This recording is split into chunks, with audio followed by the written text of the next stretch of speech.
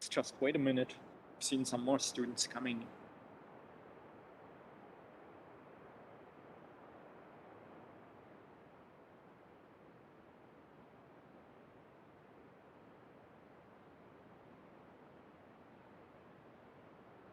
Morning.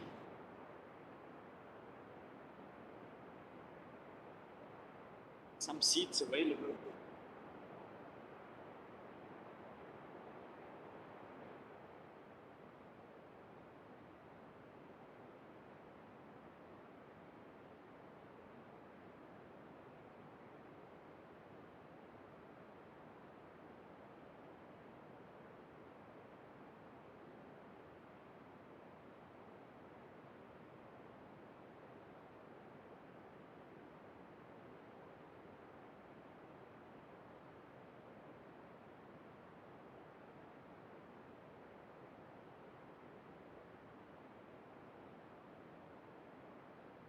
The tough students go for the engineering programs.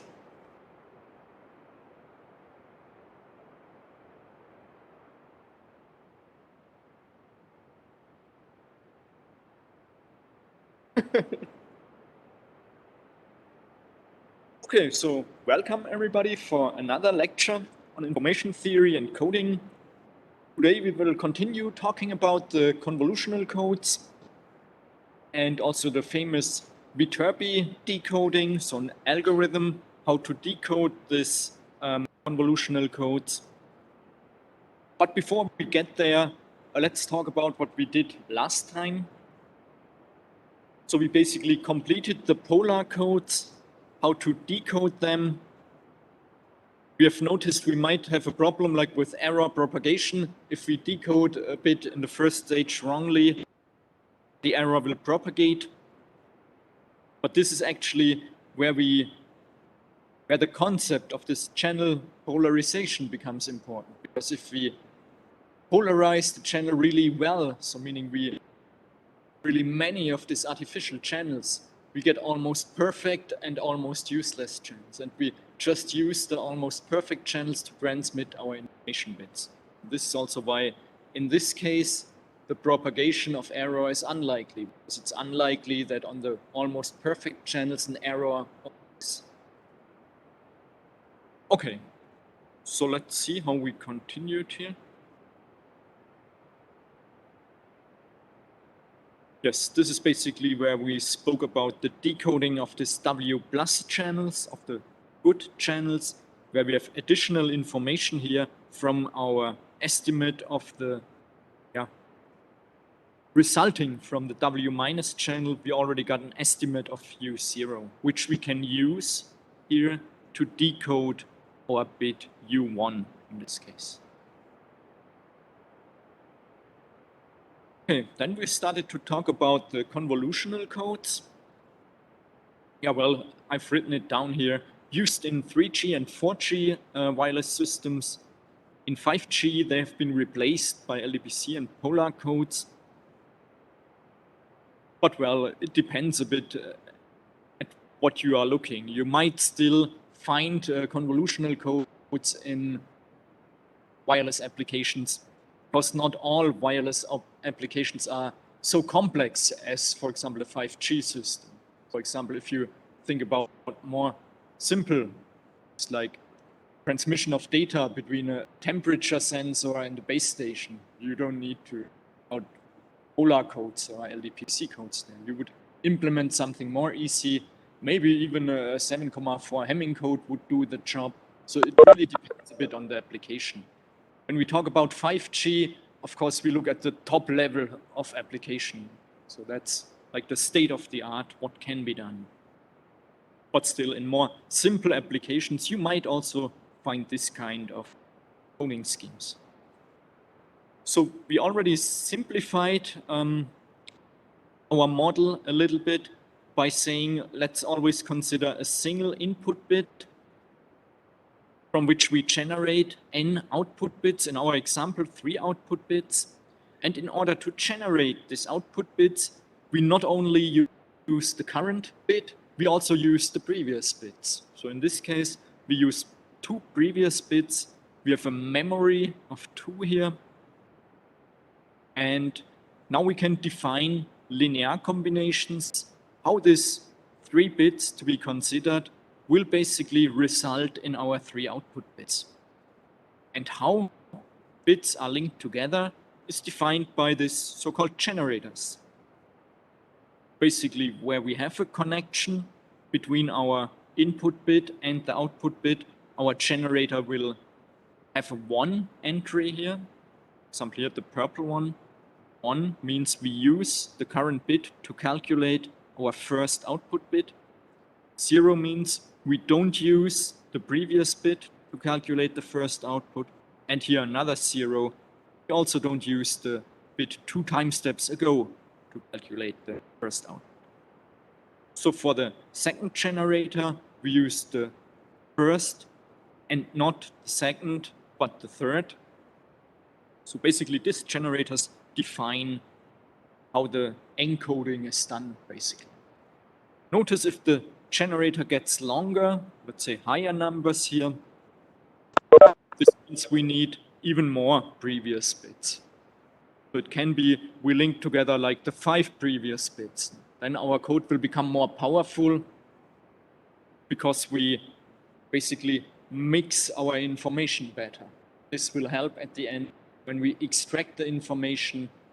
We have here, for example, a bit AR1 now containing information of 3 information bits.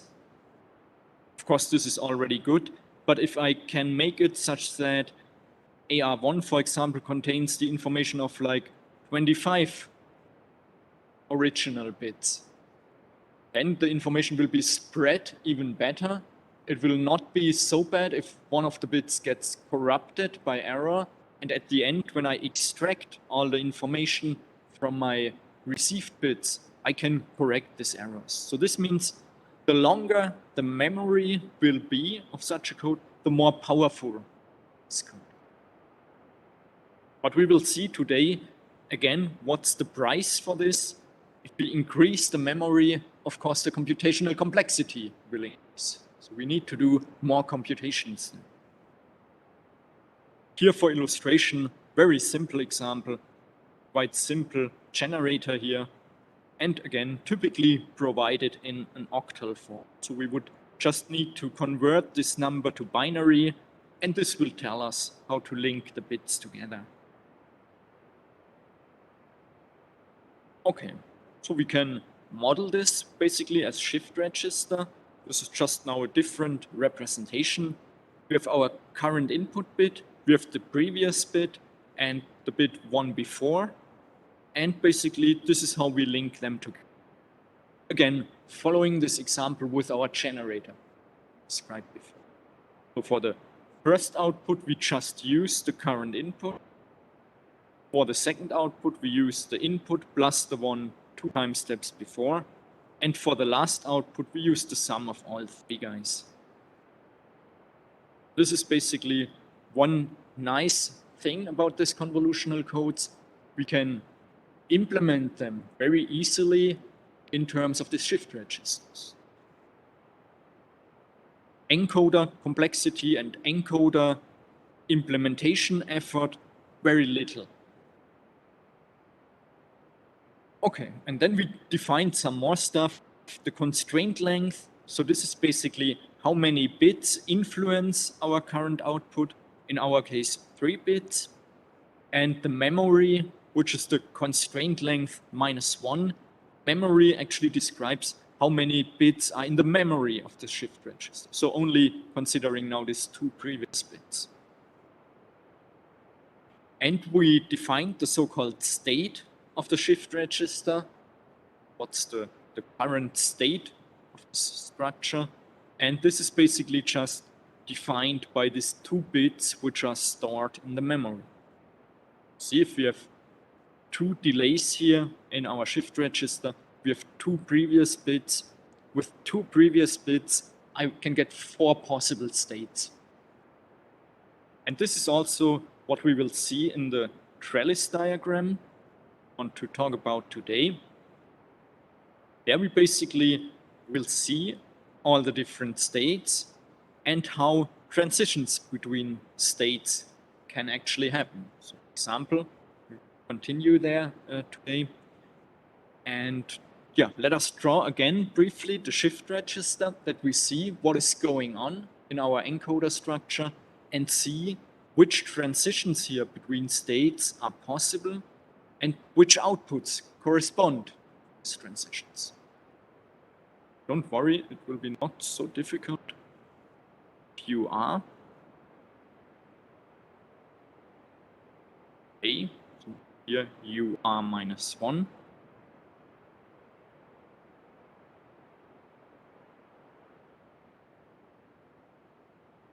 R -2.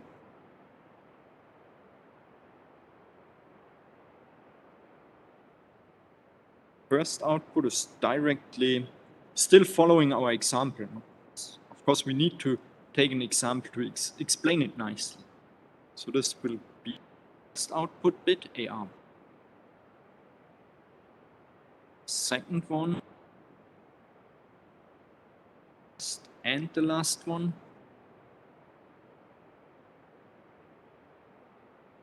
Again, of course, always modulo sums here.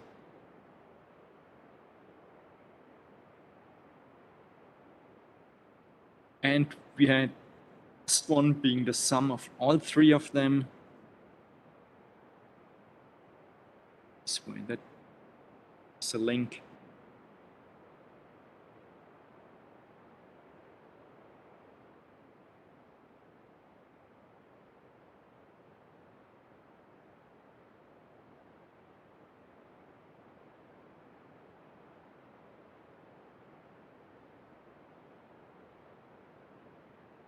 Here we also get disconnect.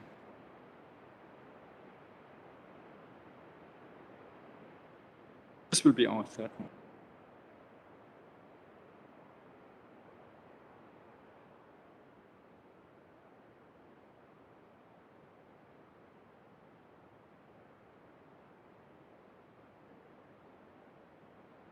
Now what we have to do, we have to think about what is going on in the shift register if we observe certain states. Let me start with state 0, 0. 0 here. This means we are here at the state 0, 0. This is where our story starts.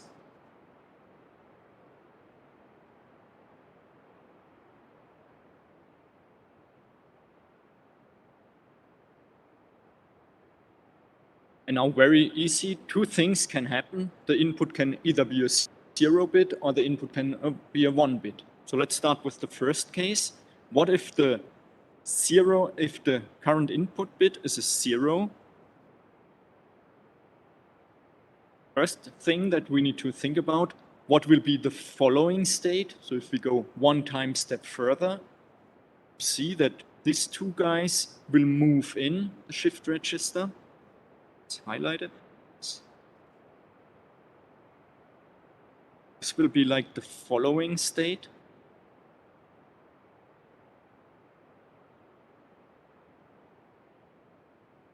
But thinking, shifting one bit duration further, the next current input bit will approach here from the right, and these two guys will move in here instead of these two guys before. Everything will be right shifted by one basically. This means with a state 0, 0 and a 0 at the input, the following state will be again 0, 0. And we denote this here with a dashed line. So we have the dashed line.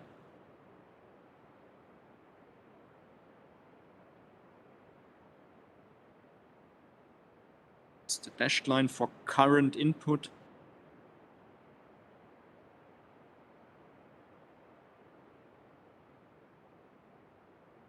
Being 0, we use solid lines for current input bit being 1. Okay, but we are not done. We need some more information, or we want some more information for this trellis diagram. Now we know with the 0 at the input, we will end up again at the 0 state. But of course, what we are also interested in is the output. So what's the encoder output? Look at this case, very simple, all zeros.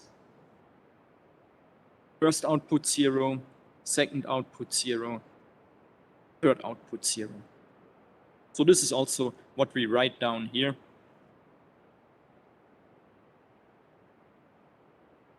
Output bits.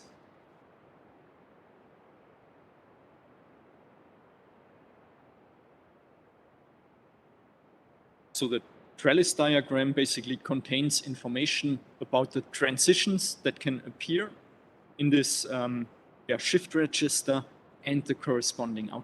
So basically the whole information that we can get from this encoder structure. So let's look at the next case. Again, what if the state is 0 and the current input bit, this purple guy here, is a 1.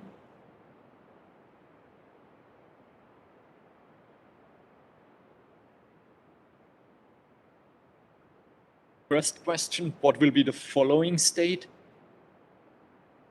1, 0, exactly. So these two guys will move in here.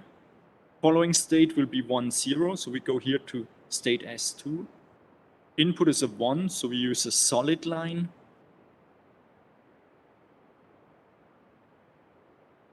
So from the 0 state with a 1 at the input, we reach the 1, 0 state. And again, the question, what's the corresponding output? First output, a 1. Second output, 1 plus a 0 from here, 1. Third output, 1 plus 0 plus 0, also a 1. So this is basically already how the story works.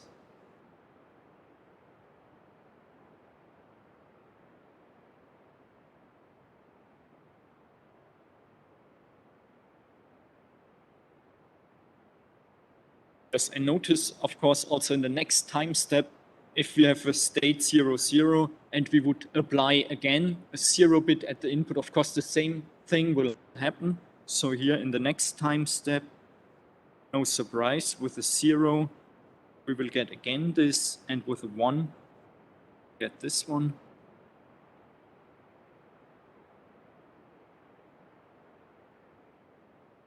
But let's think about this guy here. So we have state 1, 0. Maybe let's insert one more line here. 1, 0 in the state.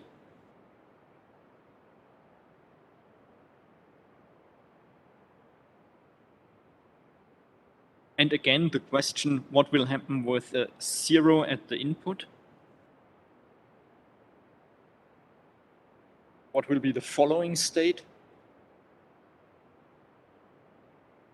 Yes, 0, 1. So these 2 bits will move in the next time step. So with a 0 at the input, meaning dashed line, we end up at the 0, 1 state.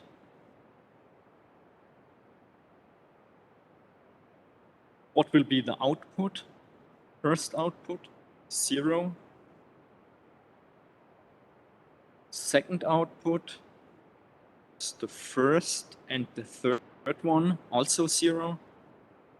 Third output, the sum of all 3 of them will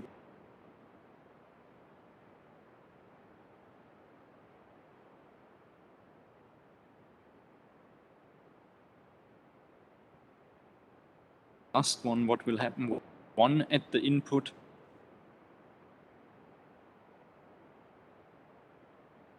Fairly easy. Following state will be 1, 1. So 2 1s will move in. Yeah.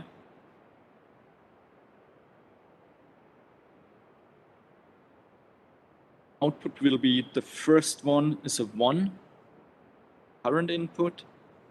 The second one being the sum of the first and the third, 1 plus 0. And third one, 1 plus 1 plus 0 will be 0.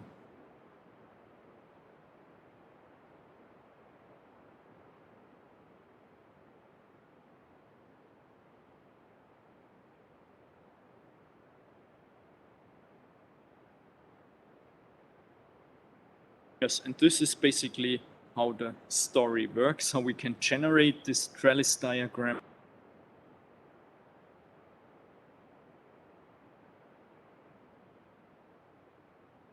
And we also want to see how we can use this trellis diagram. We can use this now very easy for encoding. One benefit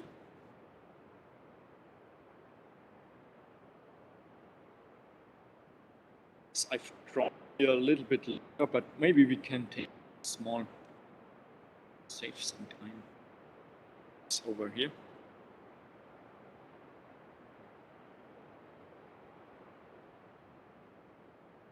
Like here you see the a longer part of this trellis diagram. You see we could repeat this like an infinite number of times. But this is how it starts. If we start at the 0 state, this is how the trellis diagram will look like. It's all the output bits contained here. And we could simply use this now, encode any sequence. Here I use the 0, 1, 0, 1, 1, which I would like to encode. And I just follow the corresponding lines in the trellis diagram. So for the 0, following the dashed line with the corresponding outputs being 0, 0, 0. Then we encode a 1 following the solid line, outputs being 1, 1, 1.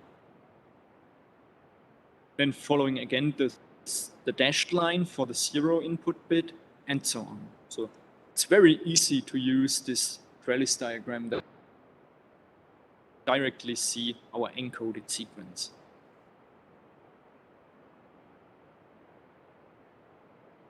And maybe you already see some relationship also to the block codes.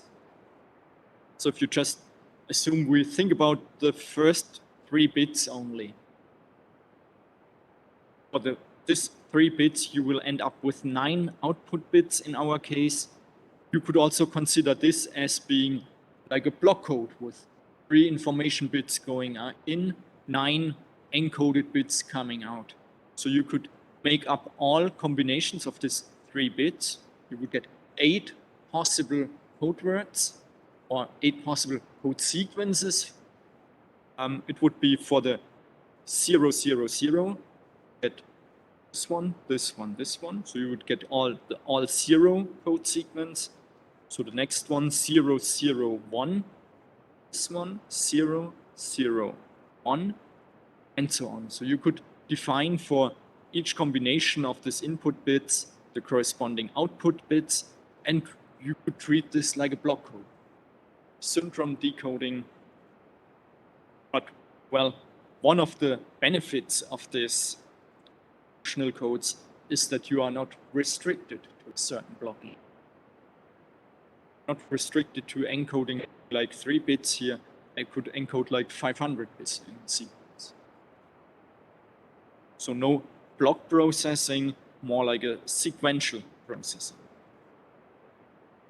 Okay, there are questions related to this trellis diagram.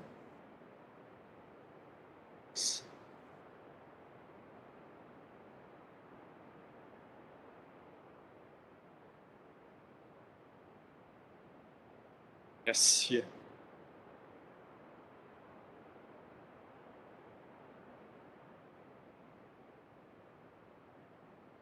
Yes, yes. So let me see, I can show you. So let me repeat the question here. So one student noticed, of course, that the complexity increases as the memory increases.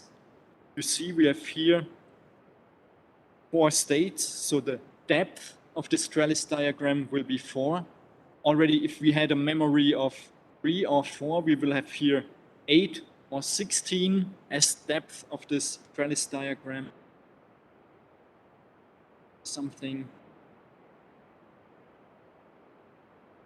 typical codes that are used.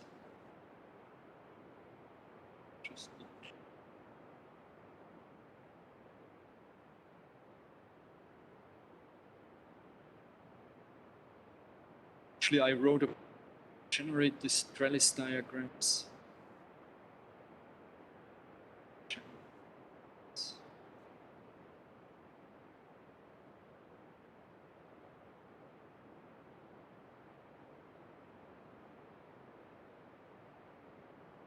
This already takes a while to simulate for the bigger ones I copied.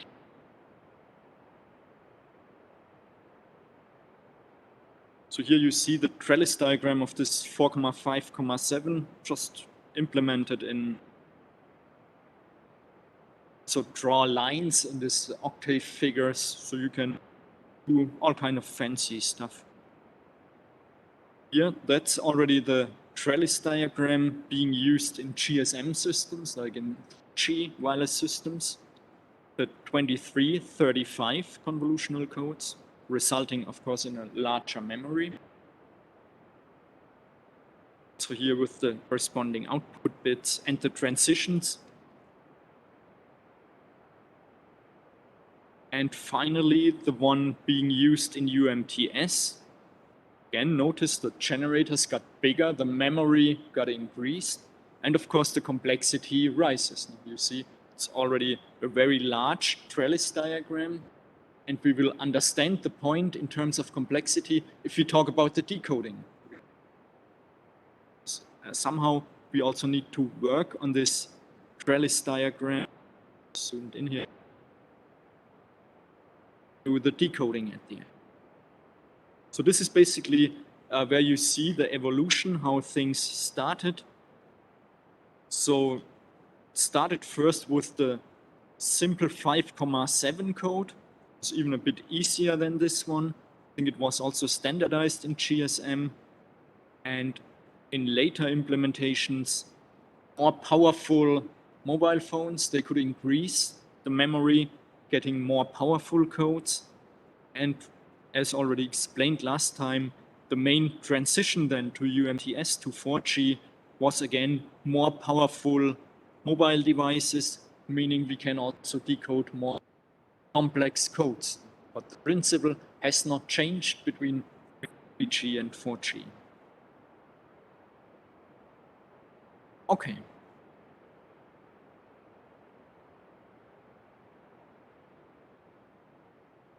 More questions related to this?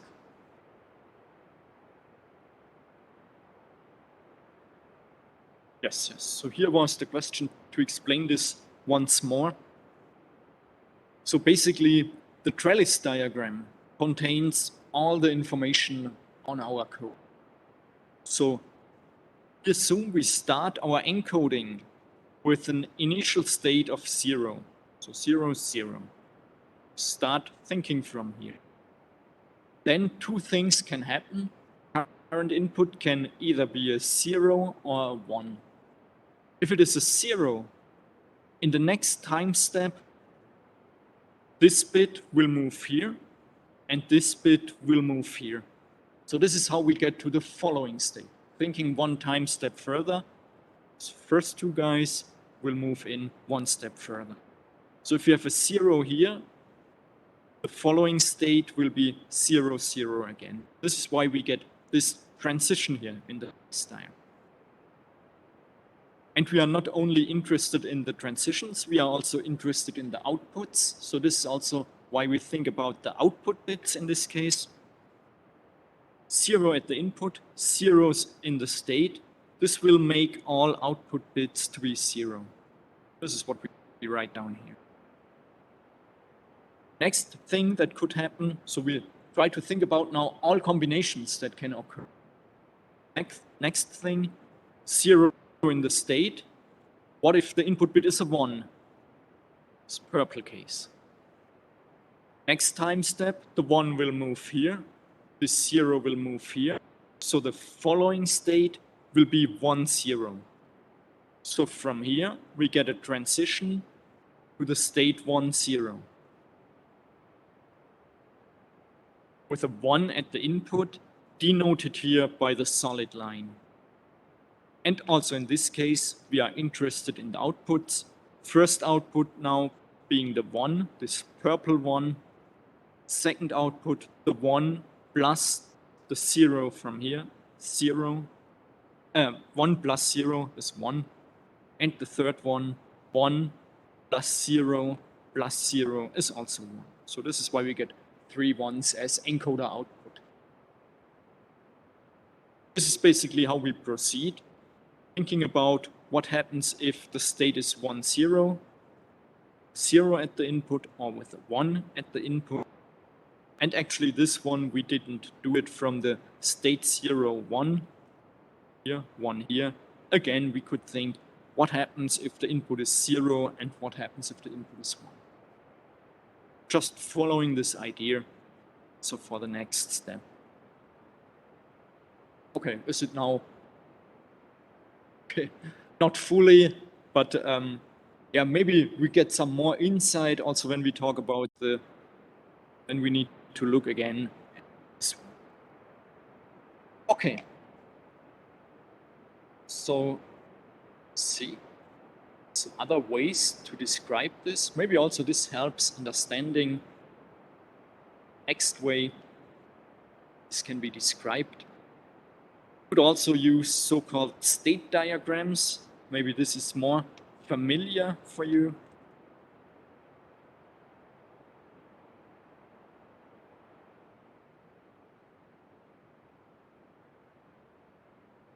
Convolutional codes.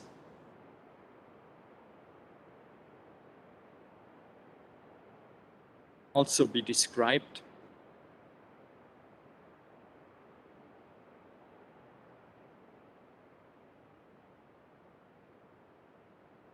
by state diagrams.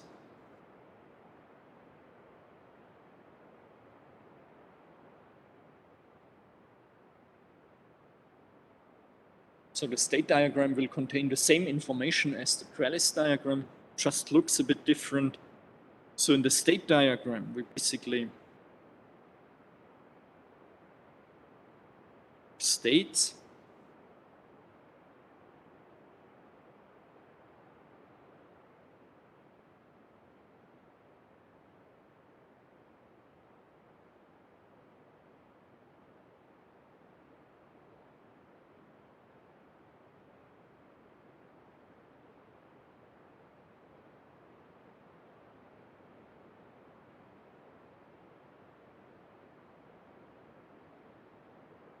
thinking again in the same shift register, still following the same example.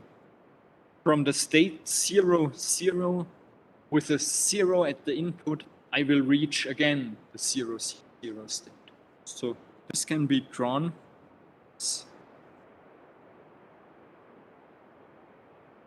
So again, the dashed line denoting a 0 input.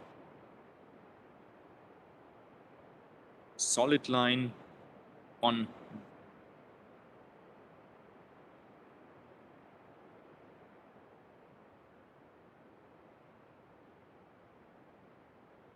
From the 0 state, and the output, of course, we also thought about the output before.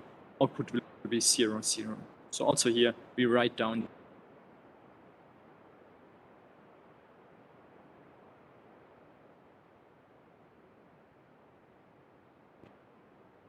from 0, 0 with a 1 at the input, we will reach the 1, 0 state. And the outputs, as we already thought about it before, are 1, 1, 1.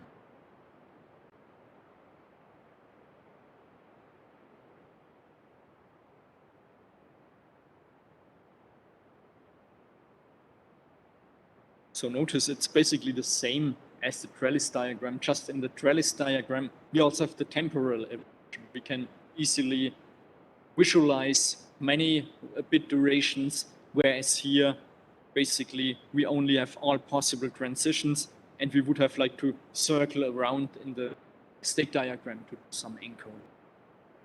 But let's complete these transitions. Just take this here from my notes. We already know how this shift register works. So this would be transition from 0, 1 to 0, 0, 0, 1, 1. Transition up here, 0. It's being 0, 1, 0. One state with a 1. Again at the 1 state. Outputs being 1, 0, 1. Transition coming down here. for a 1 bit with a 110 as output. And we have 2 more transitions being possible here and with a 0 here, with output bits being 1 0 0 0 0 1.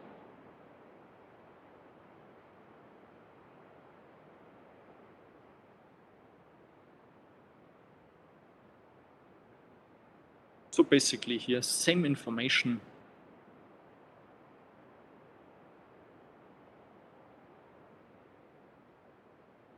as in the trellis diagram.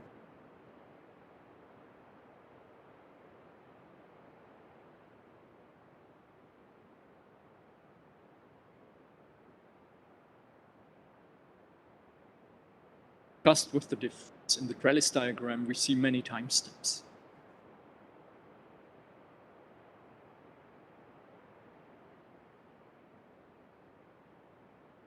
And also here I have an example for the encoding slides.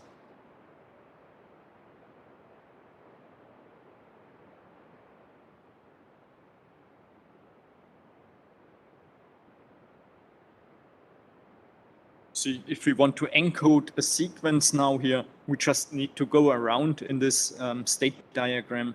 We start from the 0 0 state. The first bit we want to encode is a 0.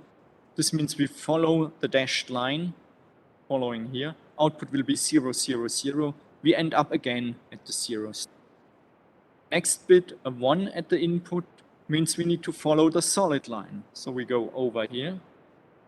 Following state will be 1 0. Output will be 1 1 1 here. Next bit to be encoded is 0. This means we need to follow the dashed line. So we go up here. State 0 1. Output 0 0 1. Next bit to be encoded, a 1, meaning we follow the solid line down here. Again, state 1 0. Output 1 0 0. And so on. Next bit of 1 to encode, we follow the solid line down here, get our following state and the corresponding output. So I can also use this state diagram easily for encoding. Just I need to go around, whereas in the trellis diagram, somehow just continue with. But the information is the same.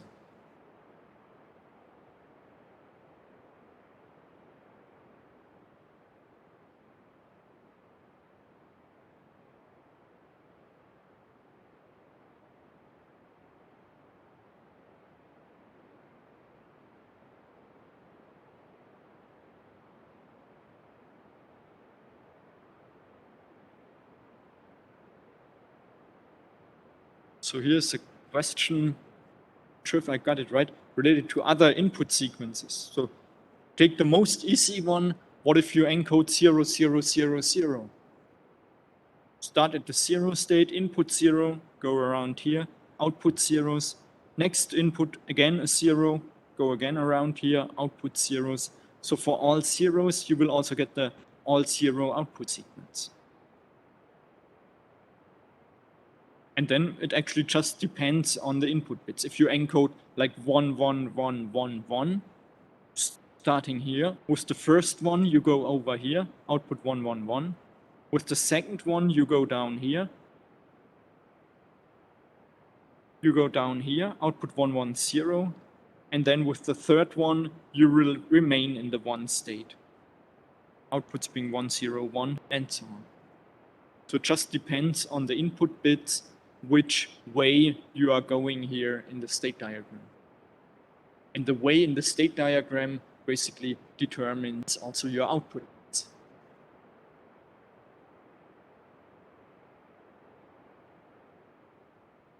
Okay. Are there more questions related to this?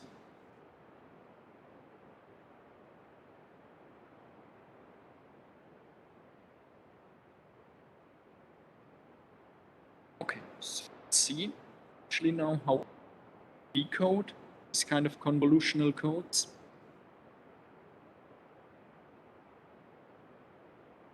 So there we will get to know the Viterbi algorithm.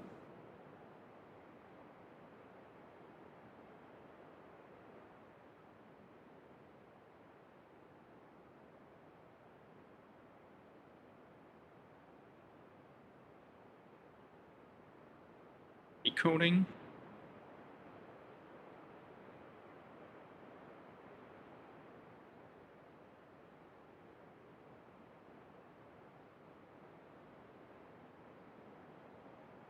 Yeah, sometimes it's also called a maximum likelihood sequence estimation, because we will not estimate individual bits, we will estimate the most likely sequence that was transmitted. So we estimate the whole sequence at once. Maximum likelihood sequence estimation.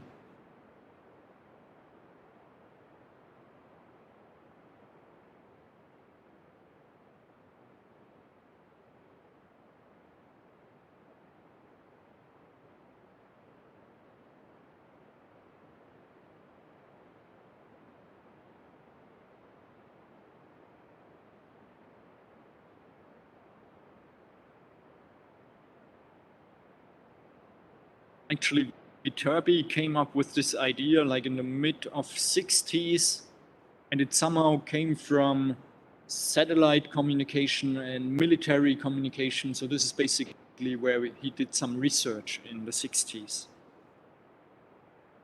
Later on, he actually founded Qualcomm, this company.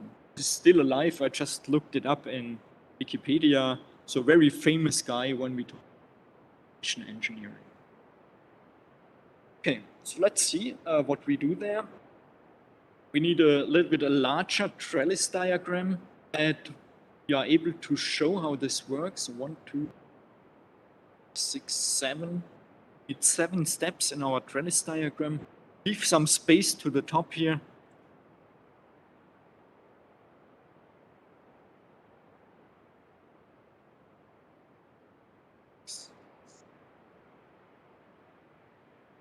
We stick to our example with the 4 states.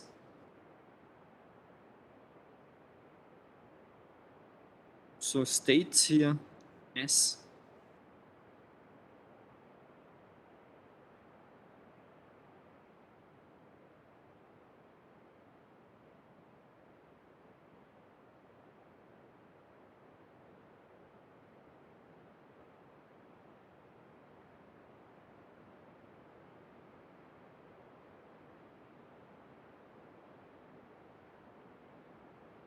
So let me first draw this trellis diagram.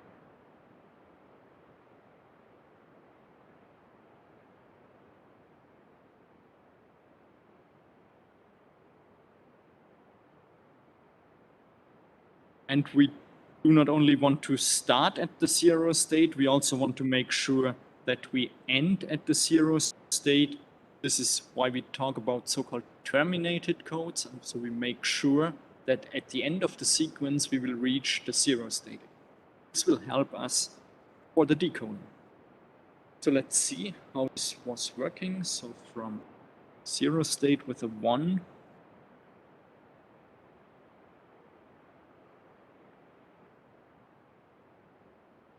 let's repeat this already for the next ones here.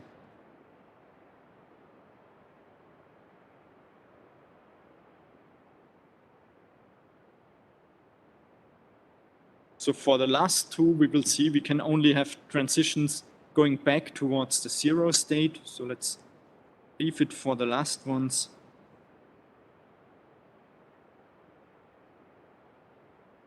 Then we had the transition between the 0 states. This all the way to end with 0 outputs.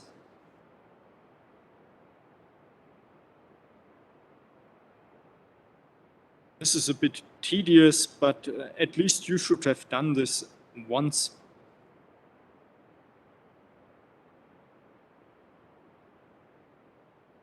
The transitions, did we get the transition from here to here?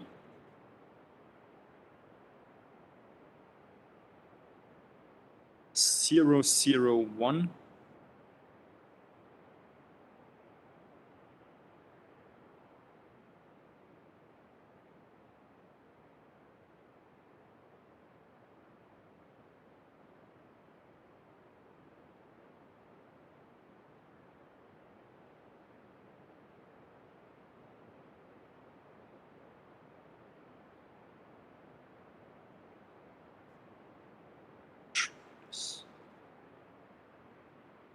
The other one going towards the one state.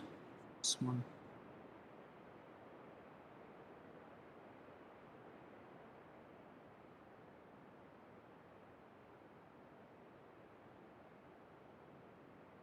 Outputs being 1, 1, 0.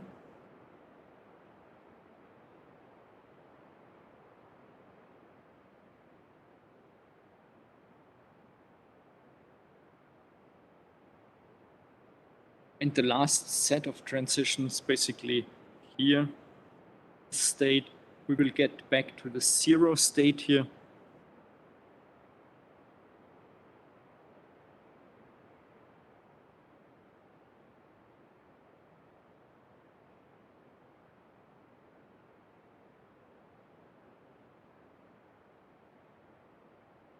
With outputs being 0, 1, 1.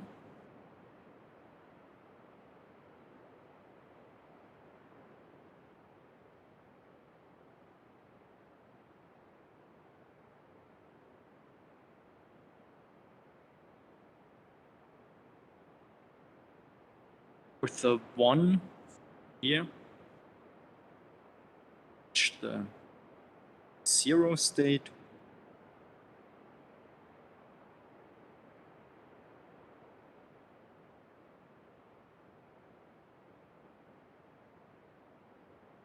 Should have drops even bigger. So with it's being 1, 0, 0. Be careful, mix the outputs up.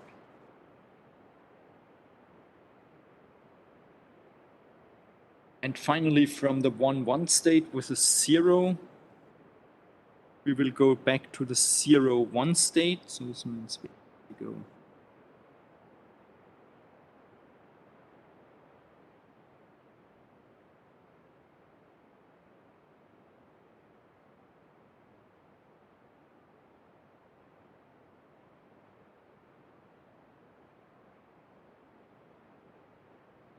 it's being 0, 1, 0.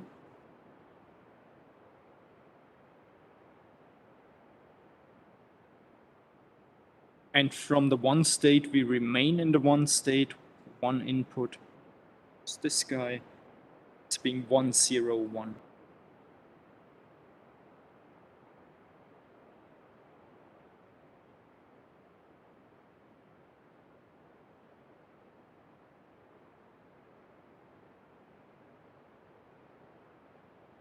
So this is basically the whole diagram, trellis diagram for a sequence of length 6. This means we can encode 6 information bits using this example here. Let's draw down the information bits to be encoded. Assume I want to encode 0, 1, 0, and we will see at the end we have two so-called termination bits. So information bits to be encoded.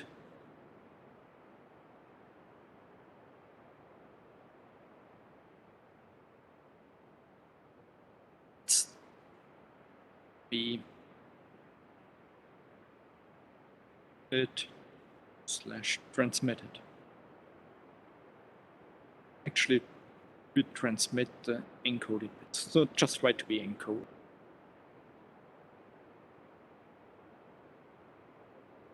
Here, this guys.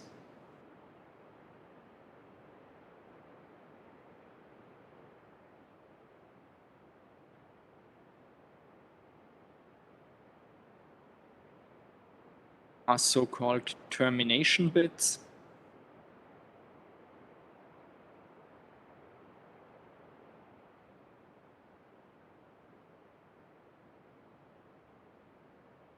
Reach 0 state. 0, 0.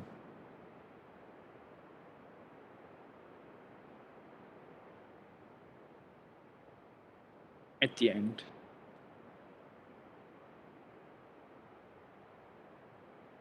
We will see why this is important. Actually, we have only 4 information bits that we transmit. We need to append these 2 termination bits to make sure that from any state here, Trellis diagram, 2 time steps later, 2 bit durations later, we will reach the 0 state. Okay, so let's see what we get as encoded sequence. So the bits to be transmitted, let's use the light blue.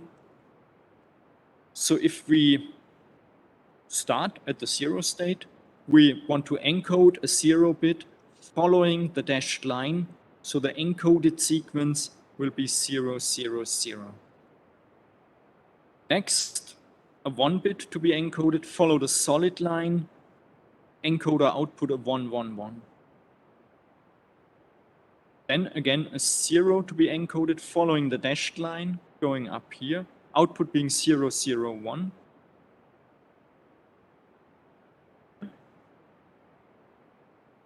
From here, again, a 1 to be encoded following the solid line down here. So this was the 1, 0, 0.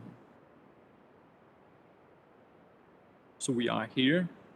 And now come the 2 termination bits, which will force the state back to 0. The first termination bit is 0 from here, going this way, with 0, 0, 1. Then we are here. Another 0 will force it back to 0, 1, 1 as well.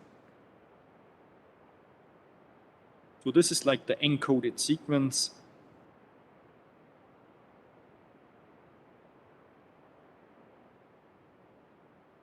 To be transmitted.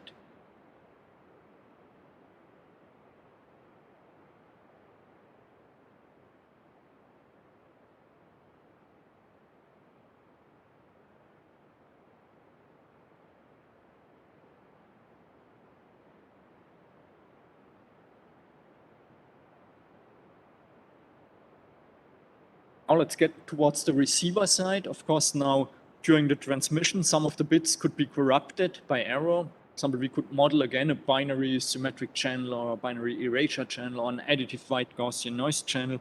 Some bits might be demodulated, decoded wrongly. So let's assume we receive 0, 0, 1. 1, 1, here no error. One more error, like 0, 1, 1. 0, 0, 0. Quite many errors occurred here, obviously. Mistake. 0, 1, 0.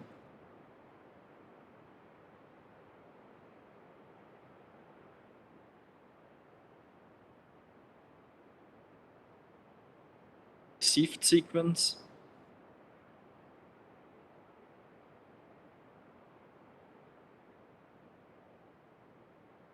Containing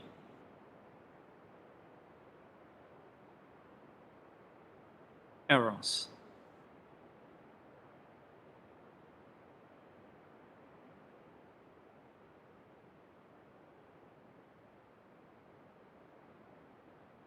And now the good question is there a chance that we be able to correct these errors?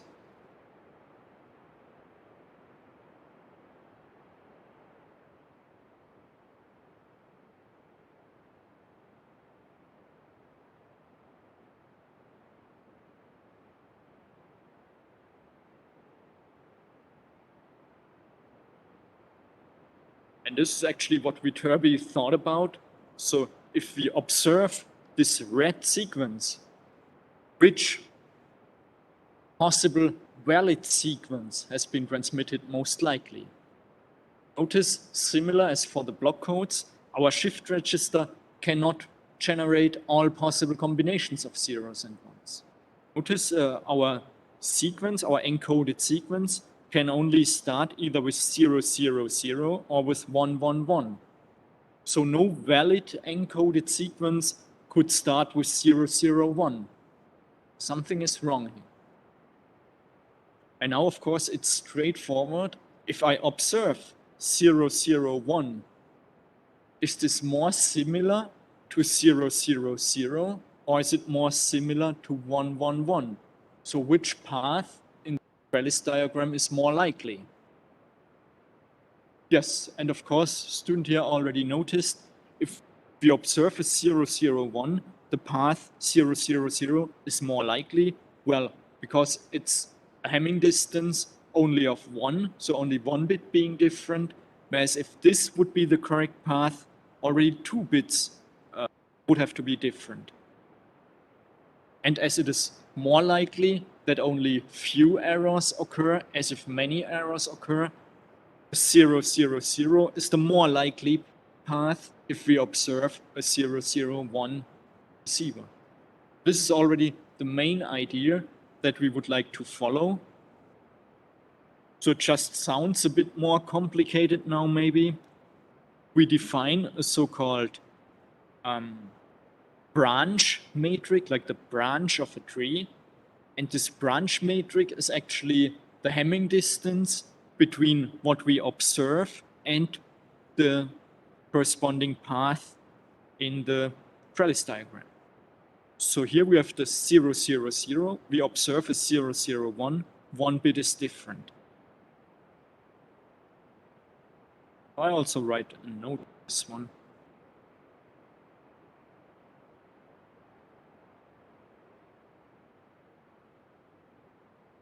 Add this guy's distance.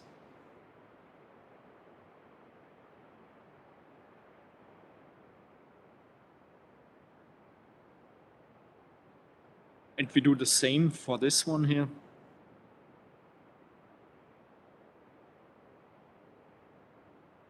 One, 1, 1 compared with 0, 0, 1, it's different in 2 sessions. So-called branch matrix, of course, plays an important role when we want to come up at the end with the most likely transmitted sequence.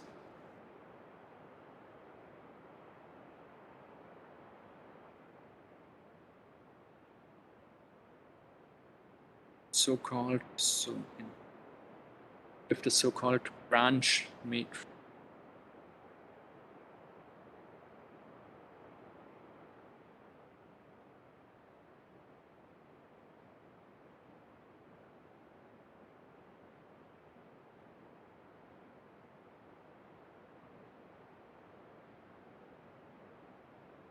And as we basically go now through our trellis diagram, we will sum up this branch matrix. So for all possible transition in this trellis diagram, at the end we will get to know in how much bits is this received sequence different from the most likely transmitted sequence. So in order to get an idea on the whole sequence, we need to sum up this branch matrix, the so-called path matrix.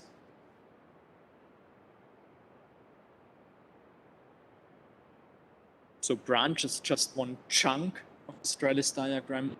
Path is like a combination of several branches.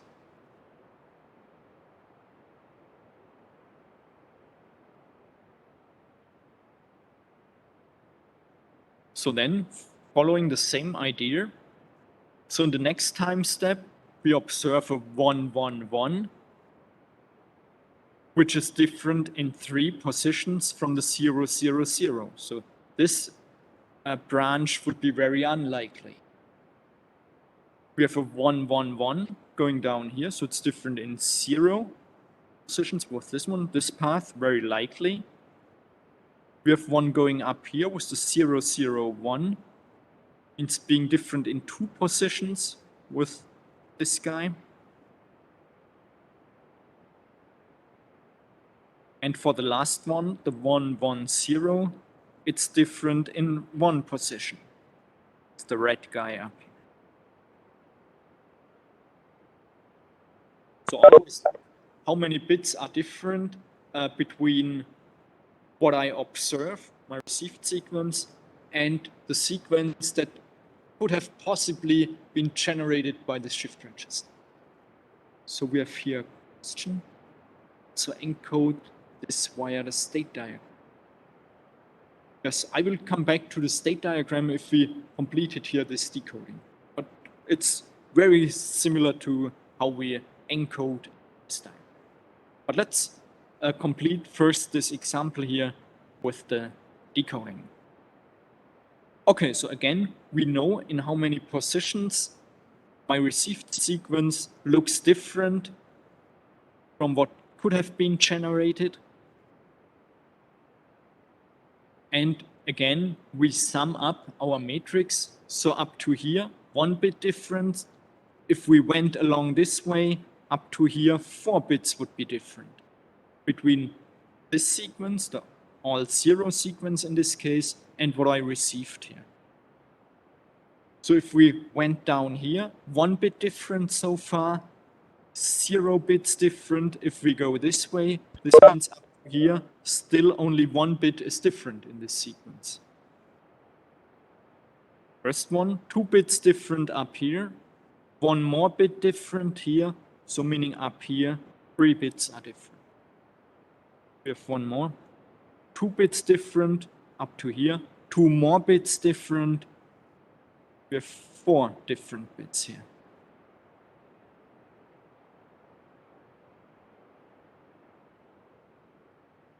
So notice, so far, the most likely path in this trellis diagram would be this one, with the matrix being just 1 here. This means 0, 0, 0, 1, 1, 1 is so far the most likely sequence if I observe this one. So I think this is straightforward, easy to understand. And we just continue in the same way. So next we observe a 0, 1, 1. If a 0, 0, 0 was transmitted, 2 bits different. If we have a 0, 1, 1, bit different. So we have this one going down here.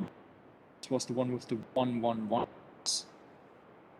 1, 1, 1. This means 1 bit different for this one. The 0, 0, 1 going up here. Just the middle bit being different, so 1 bit different this way.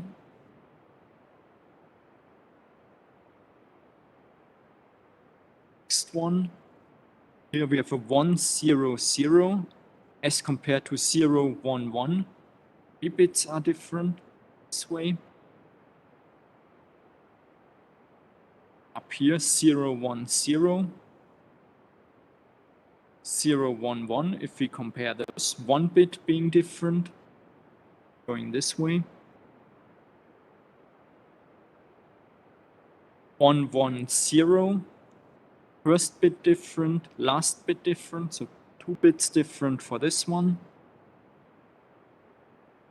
And finally, the last one here, first bit different and second bit different, so 2 bits different here. I think now we got all of them.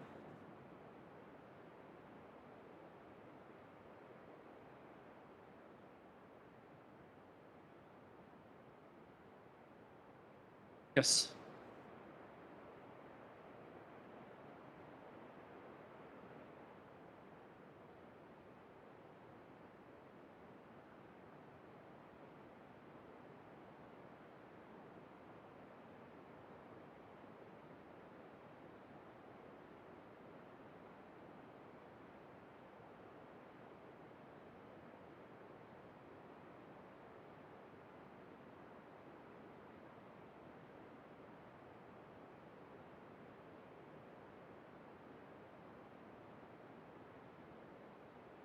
So there was a question about the path in the trellis diagram and if they can change, but I'm not sure if I got it correct. So of course you could wonder now, can it be, for example, that so far we noticed best a path ended up here.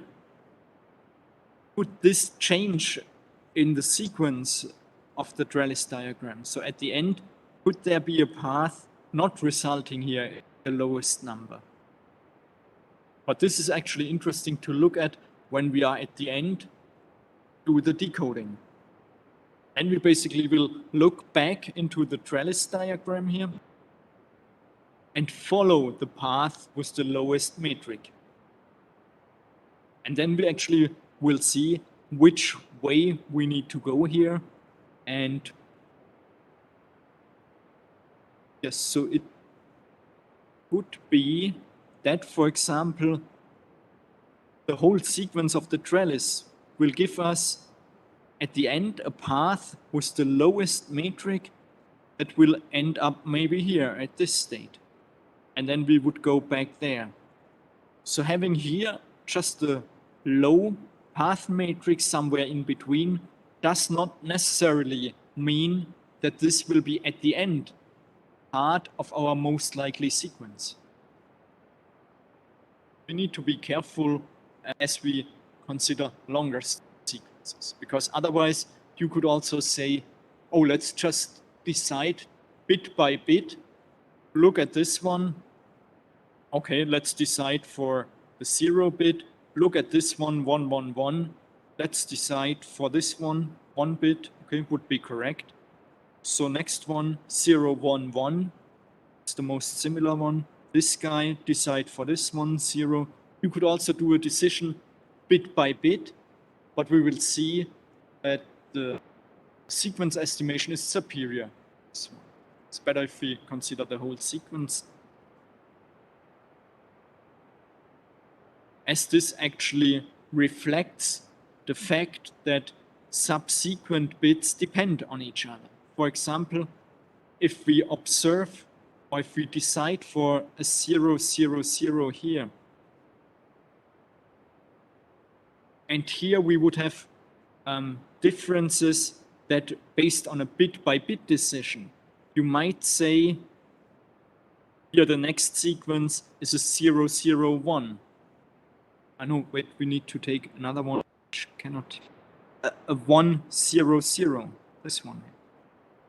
So then actually notice that this cannot happen, because if we are here in the trellis diagram, we cannot have this transition, even though it might be different in a lower number of bits. So the fact that we estimate the whole sequence is basically due to the fact that subsequent encoded sequences depend upon each other, because due to this memory kind of structure of the shift register. So just look at this, the 0 encoded can either be a 0, 0, 0, or depending on the state, if I encode a 0, the output can be 0, 0, 1, or it can be 0, 1, 1. So always our encoder output depends on the story before. And this is why we cannot do, or why it would not be smart, do a bit-by-bit decision, as the bits are temporarily linked together. So this is why we estimate the sequence. Okay. So let's see how this story continues. So far, 4 bits being different, 2 more bits different this way means 6 bits different for this path. Up to here, 4 bits different, 0 bits different, 4 bits different here.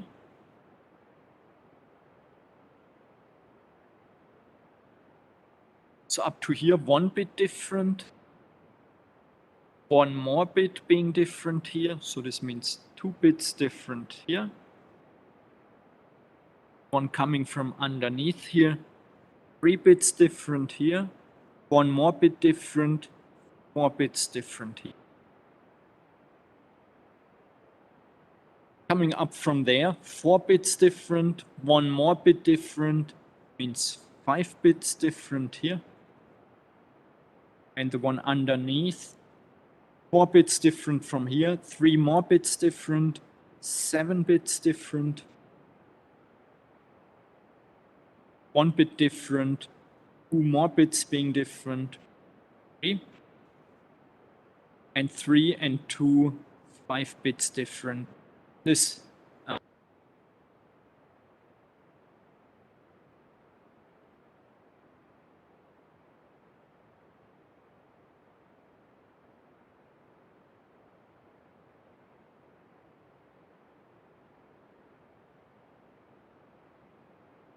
yes, and now we need to think about what to do. Several paths now ending up at certain points in the trellis diagram. And of course, we already know the ones with the lower number of different bits are the more likely ones. So this means we cancel out the ones, the higher number of different bits.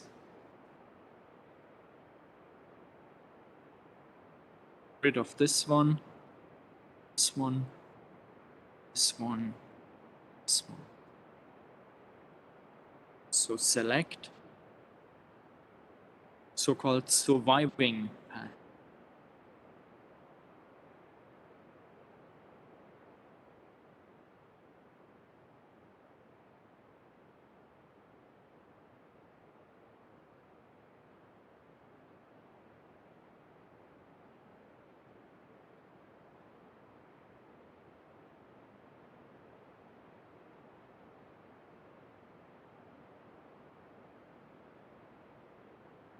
Yes, and we same way. Next time step again, we observe a 0, 0, 0, 0 bits different to this one, 2 bits different to this one. Here it's the 1, 1, 1. 3 bits different to this one. Here down here the 1, 0, 0, 1 bit different to this one. Going up here, the 0, 0, 1, 1 bit different to this one. Going up here, 0, 1, 0, 1 bit different to this one. Down here, 2 bits different for this one, and 2 bits different for this one.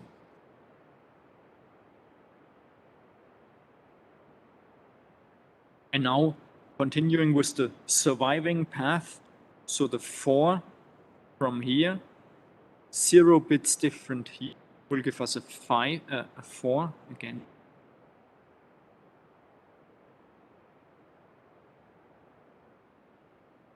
This way.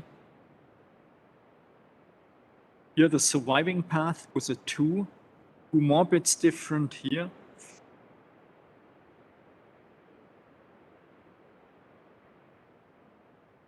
Coming from up here with the 4, 3 bits being different. This will give us a 7 here.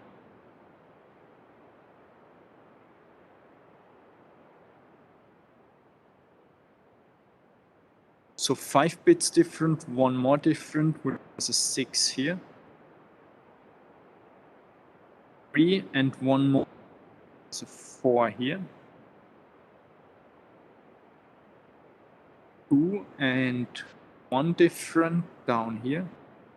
3 here. 5 and 2 different, so 7. 3 and 2 gives us a 5.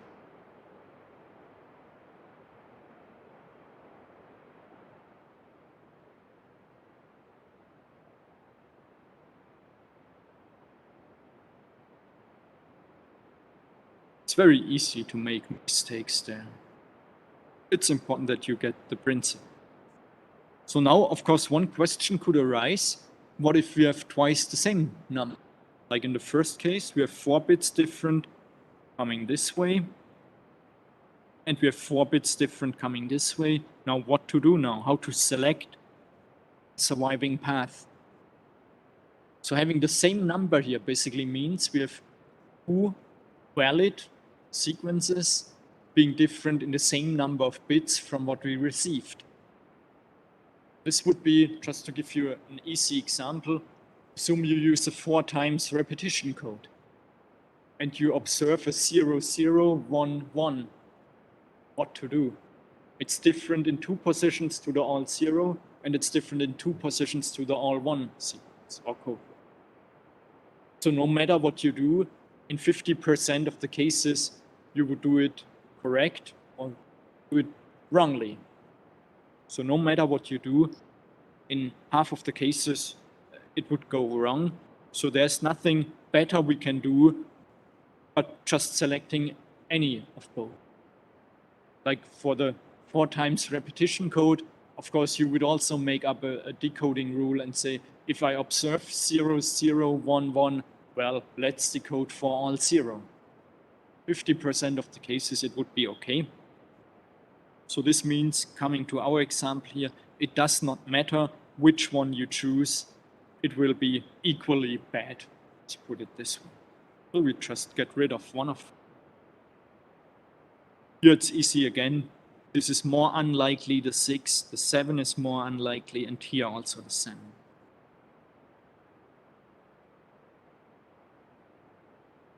And now we are approaching the end already. So the 0, 0, 1 to be observed, different in 1 bit with this one. Here different in the second bit. This one, 0, 0, 1. 0 bits different here. 0, 1, 0. Second bit different and third bit different. 2 bits different here.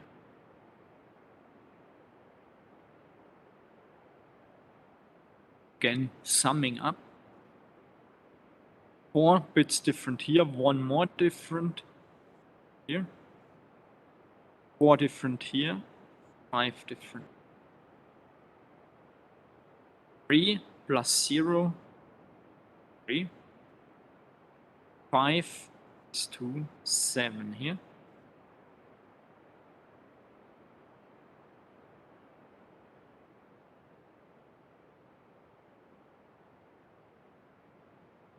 And the last step, we observe 0, 1, 0, so 1 bit different here. And the last one different here.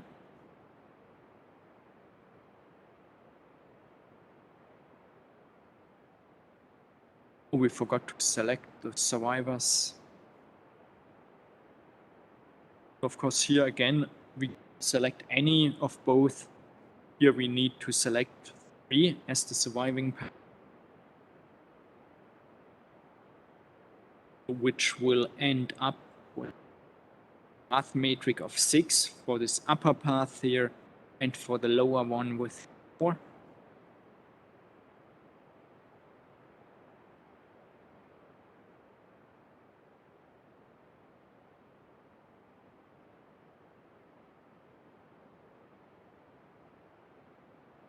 So now this will give us the most likely.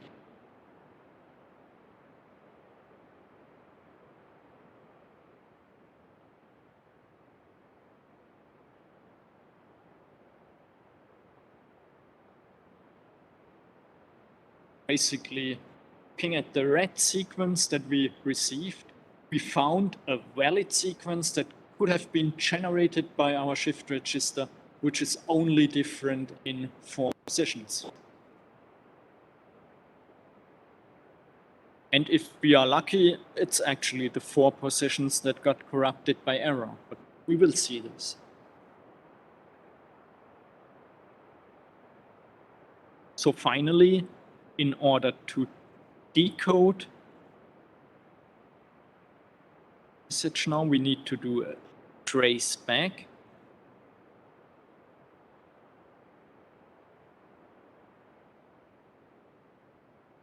Say winning or surviving path.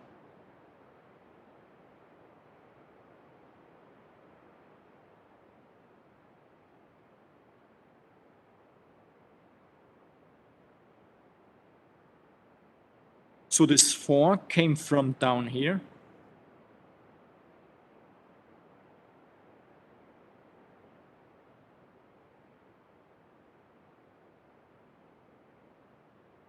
From this 3, the 3 came from here.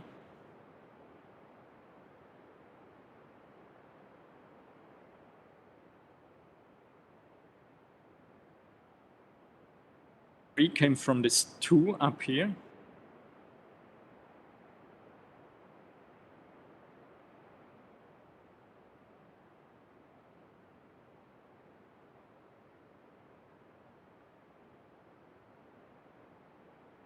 This 1 here.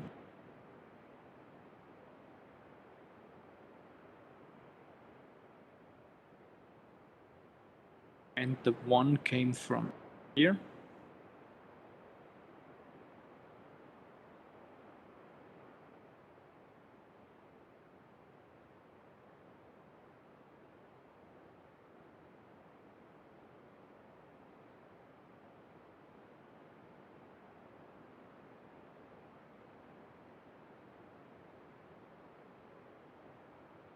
So what we decode at the end, we need again to look dashed lines, solid lines. So was it zeros or ones?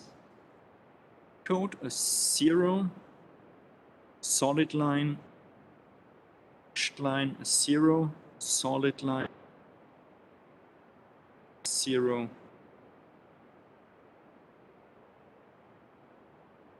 Decoded sequence.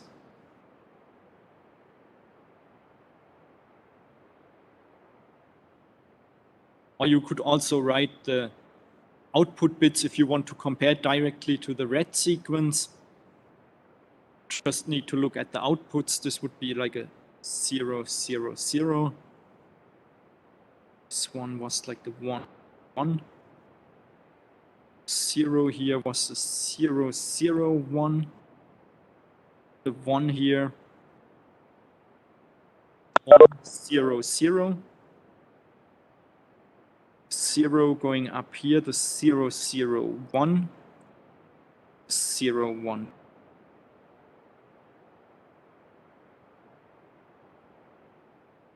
So if we look at the bits that were wrong, we actually saw that we could correct all the mistakes. So this one is first wrong. This one.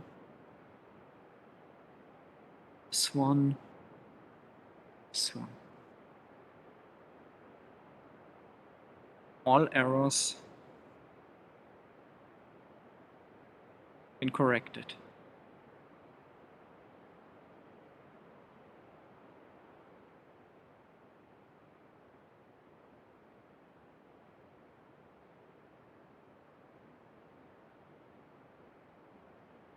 Notice the decision was quite tough. So for 1 or 2 bits more being different, we might have gotten the wrong path. This is almost to the limit of what this specific example, this specific code could actually do. We introduce 1 or 2 more errors, it might fail already. But notice it's already quite good. It's a fairly short sequence, 1, 2, 3, 6. 6 times 3, like 18 bits, 4 bits wrong out of 18, and we were able to correct it. So already a quite strong code. Well, but this is not surprisingly because we add quite a lot of redundancy. So it's a RAID 1/3 code. Each information bit, we transmit 3 encoded bits. Even worse, we append termination bits here, which again reduces our code rate actually. We would consider this. So actually we only transmit 4 information bits by using 18 encoded bits. So very strong. So let us think about now about these termination bits, why they are used, or what could happen if we don't use termination bits here. Just imagine skipping this last 2 parts of the trellis diagram. What would we do?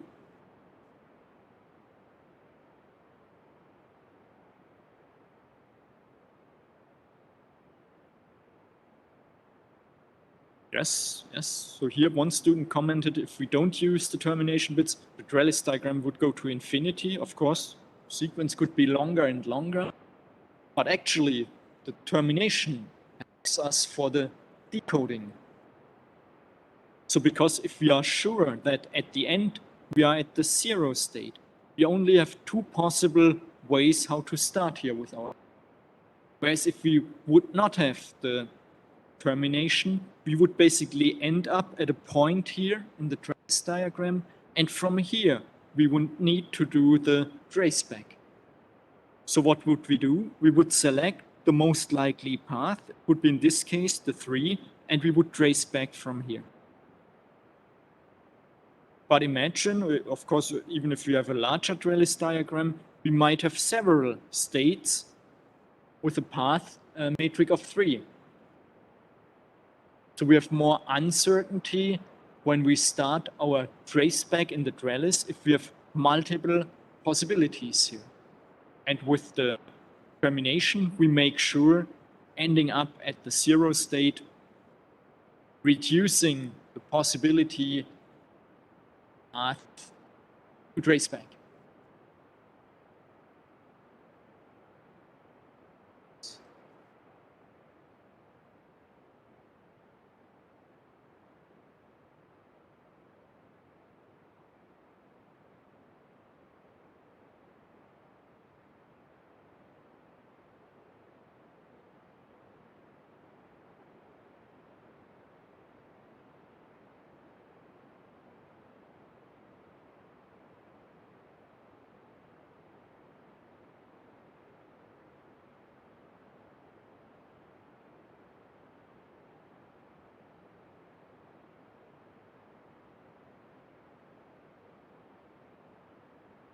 Okay, so here was the question related to the termination bits. If we have more states in the trellis diagram, so for example, if we would have like a memory of 3, so meaning we have 8 states, the trellis diagram of course becomes larger, and we also need more termination bits.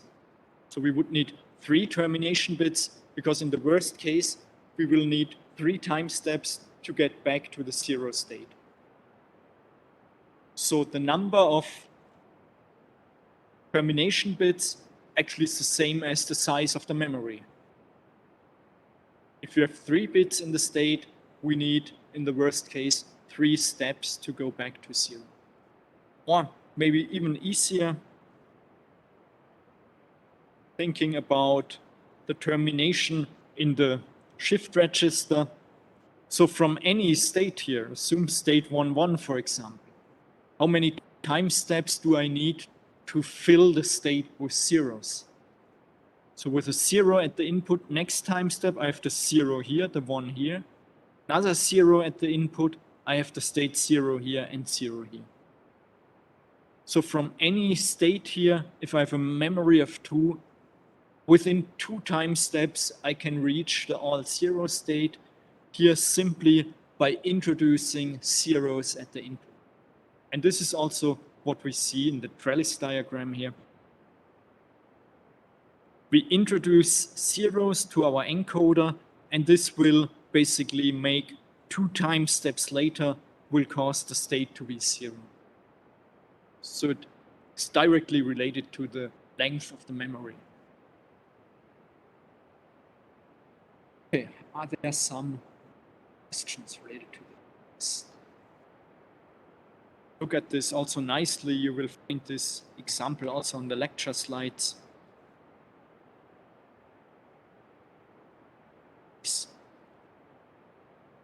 Also the decoding and the traceback.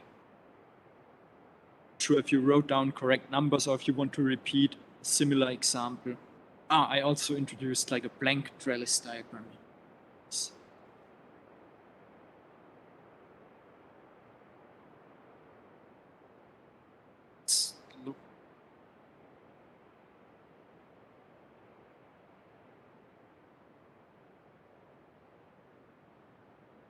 Look at this one.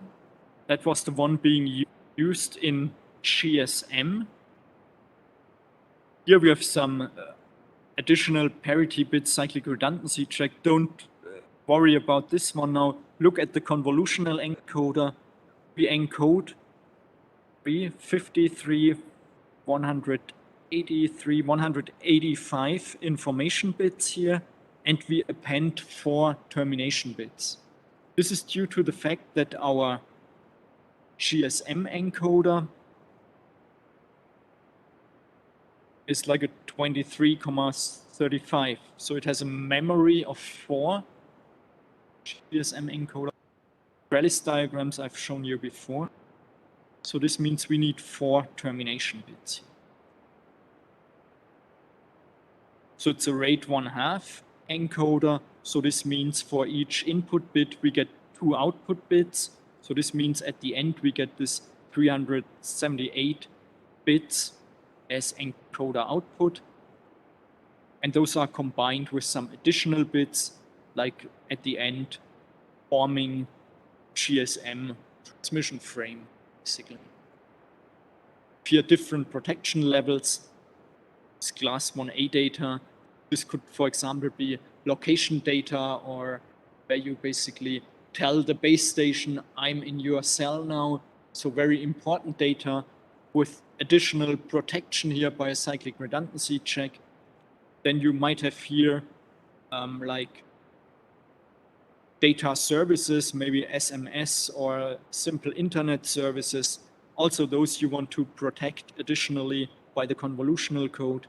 And here class 2, I'm not a GSM expert, but I imagine class 2 could be just the voice data, the voice samples. There it's not really bad if a bit is corrupted. You might hear a clicking sound, but it will not be really bad. So you have different levels of protection already, GSM standard. Double protected, simple protected, and non-protected. Okay, but this just as example where you actually find this termination bits. Okay, so that's basically it for today. There was a question again, encoding via state diagram. We will repeat this at the beginning of the next lesson again, how we use the state diagram. Okay, are there questions related to this? Okay, so then thank you for your attention and I wish all of you a nice afternoon. Goodbye.